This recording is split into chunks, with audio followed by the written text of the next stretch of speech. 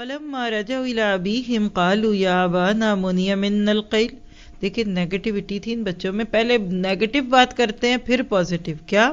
جب یہ لوگ لوٹ کر اپنے باپ کے پاس گئے تو کہنے لگے ہم سے تو غلے کا ناپ روک لیا گیا، اب آپ ہمارے ساتھ ہمارے بھائی کو بھیجیے کہ ہم پیمانہ بھر کر لائیں، ہم اس کی نگہبانی کے ذمہ دار ہیں. یہ نہیں کہا کہ کچھ ملا بھی ہے، یہ کہہ دیا اب آگے نہیں ملنا. تو کچھ عورتیں بھی ایسی نیگیٹو ہوتی ہیں. لکھیے رشتوں کا ٹاپک ہے نا، کئی دفعہ ہمارے رشتے اس لیے بھی کمزور ہوتے ہیں یا ٹوٹتے ہیں، جو کسی نے نہیں کیا نا وہ جتلا دیں گے، اور جو کیا اس کی پرواہ بھی نہیں. 10 چیزیں شوہر لے آئے، 11ویں بھول گئے، تو آپ بیگ دیکھتے کیا کہتی ہیں؟ دہی نہیں لائے.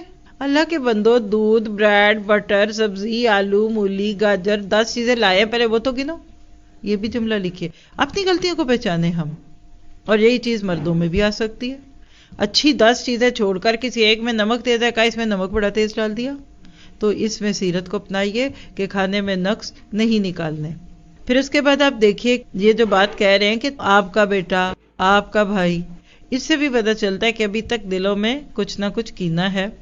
یعقوب علیہ السلام نے کہا مجھے تو اس کے بارے میں تمہارا بس ویسا ہی اعتبار ہے جیسا اس سے پہلے اس کے بھائی کے بارے میں تھا، بس اللہ ہی بہترین محافظ ہے اور وہ سب مہربانوں سے بڑا مہربان ہے.